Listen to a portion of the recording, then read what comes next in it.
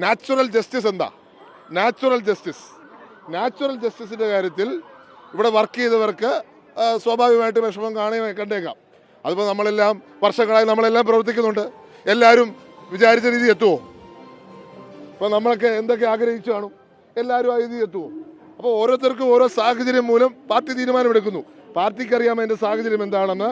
ഇപ്പോൾ ദേശീയ നേതൃത്വം ഒരു തീരുമാനമെടുക്കുമ്പോൾ അതെല്ലാം നമ്മൾ കഴിഞ്ഞ വർഷം നിങ്ങൾക്കറിയാം, എൻ്റെ പിതാവിൻ്റെ ഓർമ്മ ദിവസം എന്നെ പാർട്ടിയിൽ നിന്ന് എൻ്റെ സ്ഥാനത്ത് നീക്കി. എനിക്ക് വളരെയധികം മാനസികമായ വിഷമമുണ്ടാക്കിയ കാര്യമാണ്. ഒരു ചോദ്യം പോലും എന്നോട് ചോദിച്ചിട്ടില്ല. രണ്ട്, എന്നോട് പറഞ്ഞിരുന്നെങ്കിൽ ഞാൻ രാജിവെച്ചൊഴിഞ്ഞേനെ. എന്നെ അപമാനിക്കുന്ന രീതിയിലാണ് എന്നെ പുറത്താക്കിയത്. പക്ഷെ അപ്പോഴും ഞാൻ പാർട്ടിയുടെ തീരുമാനം എന്നാണ് പറഞ്ഞത്. ഇപ്പോൾ അഭിന് വിഷമം ഉണ്ടാക്കുന്ന സാഹചര്യമാണെന്നറിയാം. പക്ഷേ പാർട്ടി ഒരു തീരുമാനമെടുത്ത സാഹചര്യത്തിൽ അത് അംഗീകരിക്കുകയാണ് എന്നുള്ളതാണ് എൻ്റെ അഭിപ്രായം.